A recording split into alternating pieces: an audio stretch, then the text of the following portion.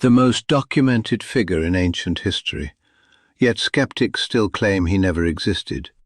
Here's what the pagans themselves wrote about Jesus of Nazareth, and why their testimony is absolutely devastating to the mythicist position. The air in Rome was thick with incense and political intrigue when Tacitus sat down to write his Annals around 116 AD. The greatest historian of the Roman Empire, a man who despised Christians with every fibre of his being, was about to do something extraordinary. He was about to provide us with one of the most powerful pieces of external evidence for Jesus Christ's existence, and he hated every word of it. You see, when your enemies start documenting your existence, that's when you know the historical case becomes unshakable. And that's exactly what we have with Jesus. Not just one hostile witness, but 7 independent pagan sources spanning 3 centuries, each confirming details about this Palestinian rabbi who supposedly never existed. By the time we're finished today, you'll understand why no serious historian, Christian, atheist, or otherwise, disputes the historical existence of Jesus Christ. The evidence from his enemies is simply too overwhelming to ignore. Before we dive into these remarkable testimonies, I want you to know something. I pray for every single subscriber on this channel. I read your names. I see your comments about your struggles with doubt, your questions about faith, and I bring them before God regularly. If you haven't subscribed yet, do it now. Join this community of seekers and believers. Father, as we examine the testimony of those who opposed you, help us see your sovereignty even in the words of your enemies. Open our hearts to the weight of this evidence. Amen. Now, let me show you what Rome's finest historians had to say about the man they wanted to forget. To understand the explosive nature of these testimonies, you need to grasp the sheer impossibility of what we're dealing with. In the 1st century, Palestine was a backwater province, a nothing corner of the empire. The population of Nazareth was perhaps 400 people, smaller than most modern apartment complexes.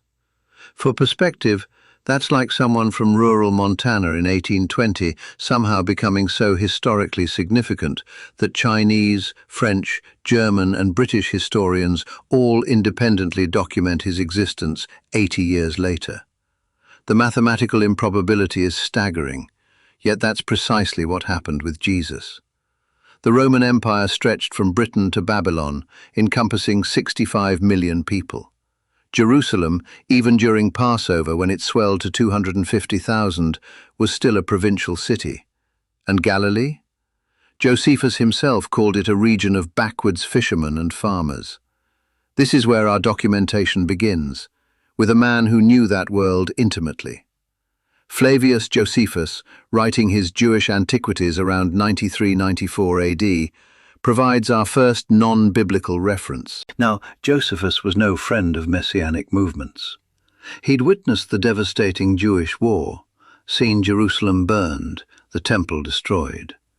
He was writing for a Roman audience, trying to rehabilitate Judaism's reputation. The last thing he wanted was to legitimize another Jewish claimant to messiahship. Yet in Antiquities, 1863, he writes something extraordinary. About this time there lived Jesus, a wise man, if indeed one ought to call him a man. For he was one who performed surprising deeds and was a teacher of such people as accept the truth gladly. He won over many Jews and many of the Greeks. He was the Messiah. Now, critics argue this passage, the Testimonium Flavianum, was later embellished by Christian scribes. They're partially correct. The phrases, if indeed one ought to call him a man, and he was the Messiah, likely represent Christian additions. But here's what's devastating for mythicists.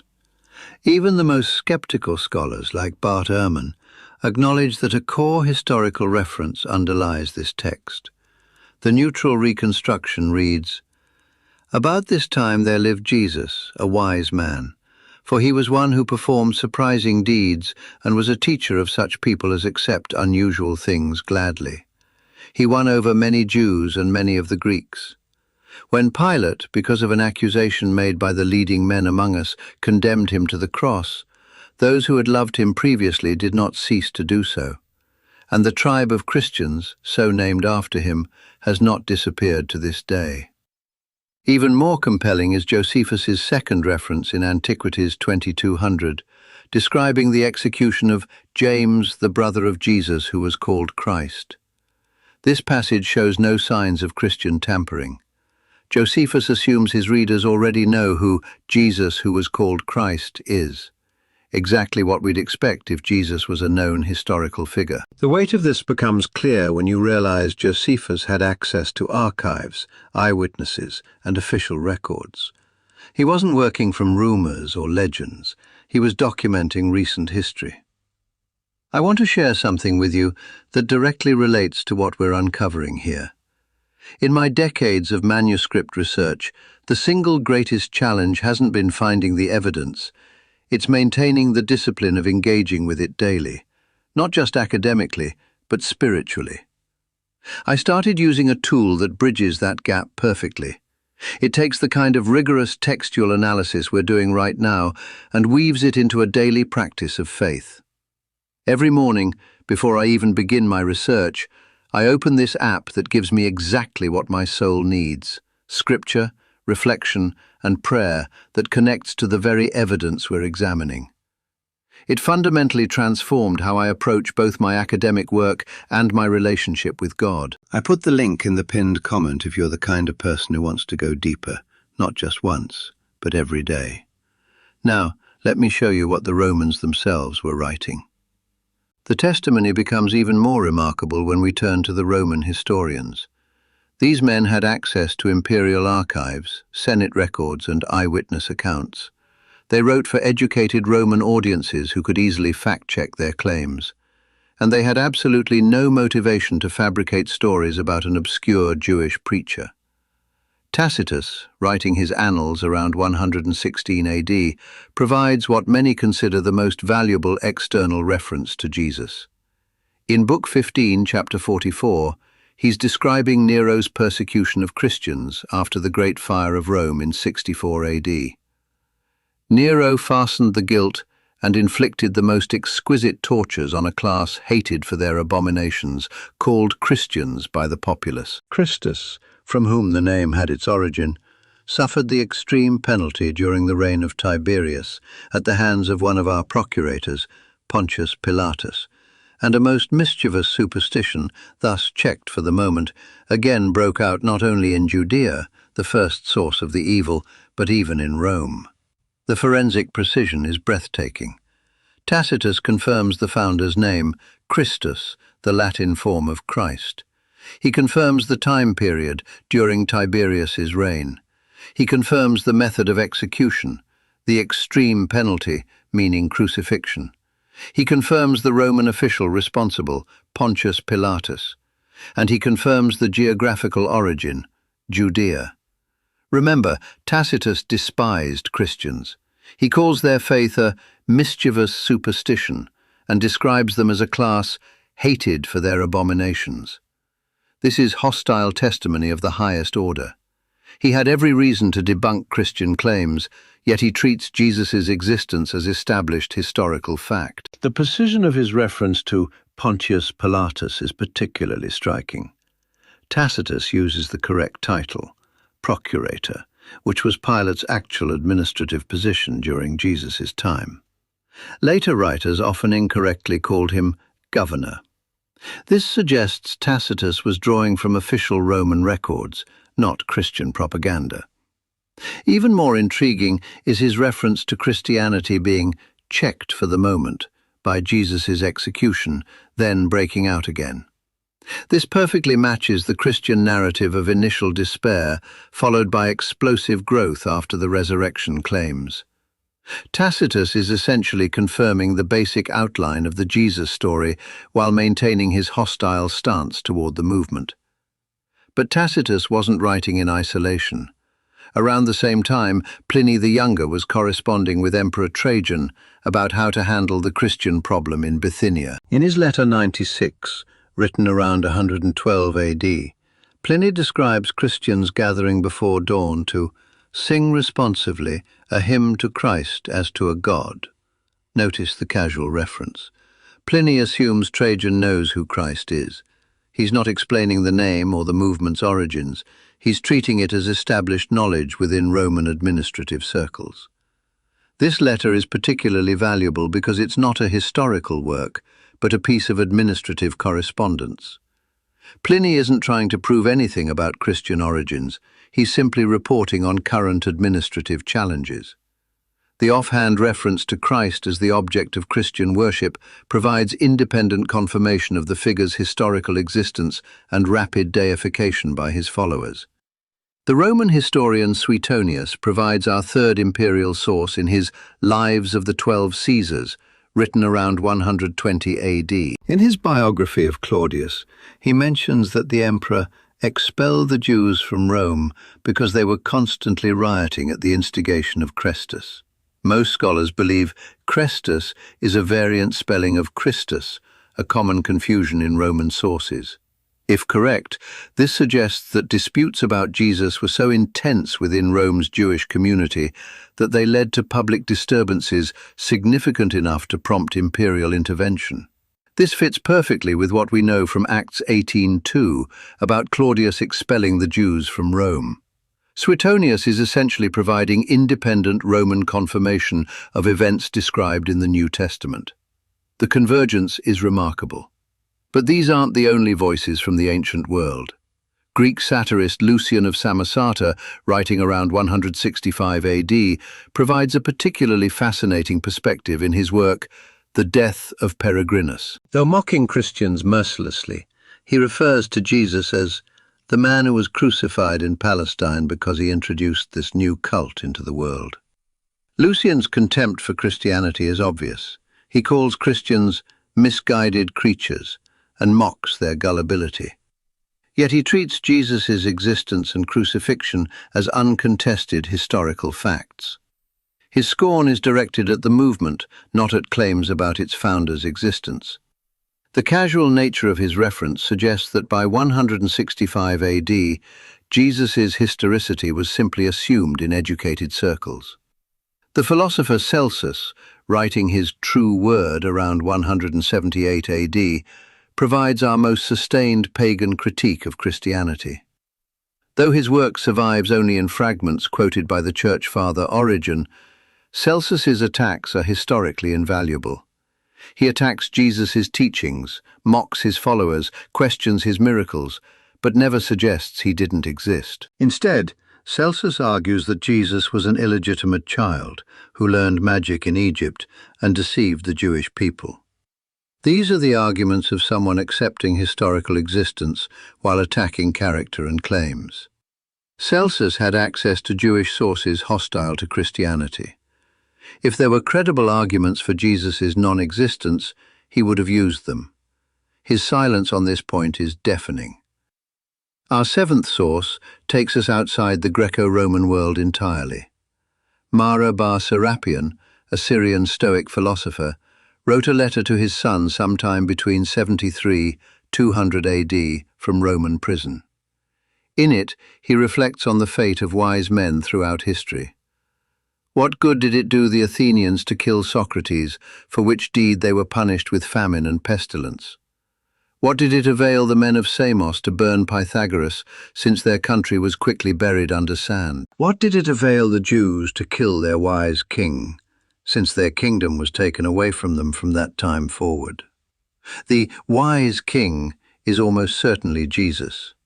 Mara bar Serapion connects this figure's death to the destruction of the Jewish kingdom, a clear reference to the events of 70 AD when Jerusalem fell and the temple was destroyed. This Syrian philosopher, writing from a non-Christian perspective, treats the execution of this Jewish wise king as a pivotal historical event with catastrophic consequences for his people. The geographical and cultural distance makes this testimony particularly powerful. This isn't a Roman writing for Roman audiences, or a Jew writing about Jewish affairs. This is an outsider's perspective from Syrian culture, yet the story of Jesus' execution and its aftermath had reached even there. Tell me in the comments, before this video, how many of these sources were you familiar with? I'm genuinely curious what surprised you most about this external testimony. The sheer weight of this evidence becomes overwhelming when you step back and consider what we're actually looking at. 7 independent sources, spanning cultures and centuries, from writers who had every motivation to debunk Christian claims if they could. Yet not one of them questions Jesus' existence. They attack his character, mock his followers, dismiss his teachings, but they uniformly treat his historical existence as established fact. This isn't a case of 1 or 2 isolated references that might be explained away. This is a convergence of testimony from across the ancient Mediterranean world. Roman administrators writing official correspondence, imperial historians accessing state archives, Greek satirists mocking religious movements, Syrian philosophers reflecting on historical events, Jewish historians documenting recent Palestinian affairs. And here's what makes this evidence legally devastating. These sources exhibit what scholars call unintended corroboration.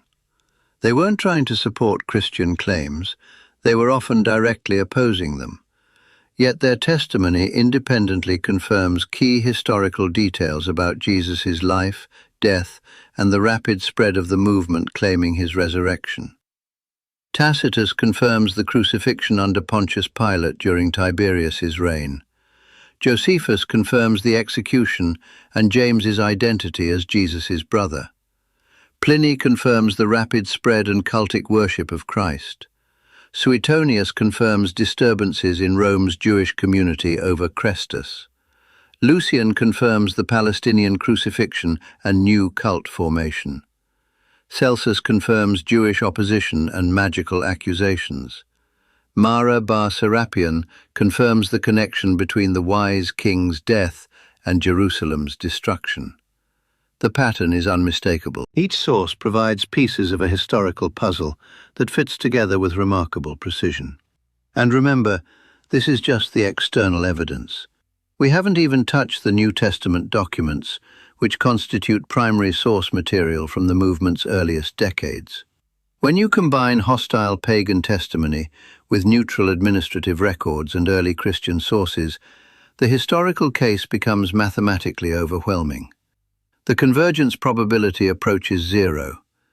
But there's something even more profound happening here. These pagan sources were preserving historical testimony they wished they could erase. Every reference represents a reluctant admission. Tacitus didn't want to dignify Christianity by acknowledging its founder's existence, but historical integrity demanded it. Josephus didn't want to validate messianic claims, but the facts were too well established to ignore. Pliny didn't want to give Christianity imperial attention, but administrative necessity required reporting. This is exactly the kind of evidence that satisfies the historian's gold standard: testimony against interest. When your enemies start documenting your existence, the historical debate is essentially over. The mythicist position requires us to believe that 7 independent sources, writing across 3 centuries and multiple cultures, all somehow manufactured or perpetuated the same historical fiction about a non-existent Palestinian preacher. It requires us to believe that Roman administrators with access to imperial archives were somehow fooled by Christian propaganda. It requires us to believe that Jewish historians familiar with Palestinian affairs fabricated stories about recent events their readers could verify.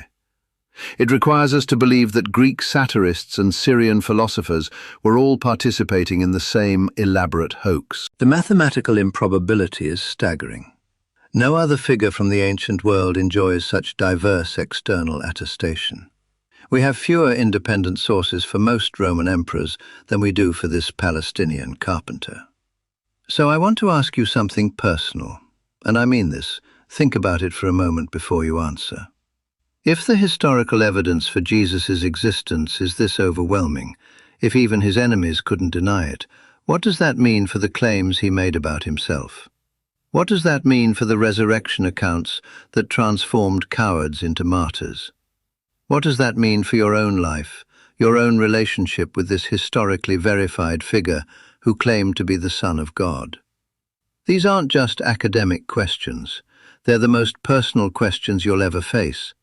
Because if Jesus existed, and the evidence says he absolutely did, then his claims demand a response. You can't simply ignore someone who claimed to be God incarnate, when the historical evidence for his existence is this solid. The pagans documented him because they had to. Their own integrity demanded it. History had been fractured by this man from Nazareth, and even his enemies couldn't pretend otherwise. Now, before you go anywhere, I need you to understand something crucial. Everything we just examined, the manuscripts, the testimonies, the convergence of evidence, this can't just be information you absorbed once. It needs to become part of your daily walk with God. That's exactly why I put something specific in the pinned comment below. The same tool I mentioned earlier, the one I use every morning before I even begin my research. It takes everything we discussed today and turns it into a daily encounter with God. Not just academic knowledge, but living faith. It's the most effective resource I've found in 3 decades of studying these ancient sources. Don't leave without checking the pinned comment right now. If this transformed how you see the historical evidence for Jesus, subscribe. I go this deep every single week, examining the manuscripts and testimonies that skeptics don't want you to know about. And one more thing that's crucial. Right now, while the weight of this evidence is fresh in your mind, think of one person, just one. Someone who's struggling with doubt about Christianity's historical foundations. Someone who's been told Jesus was a myth. Someone who needs to know that even his enemies couldn't deny his existence. Send them this video today. You might be answering a prayer they prayed last night. The stones have spoken, the pagans have testified, the evidence stands. Jesus of Nazareth walked this earth, died under Pontius Pilate, and launched a movement that conquered the very empire that crucified him. That's not faith talking, that's history.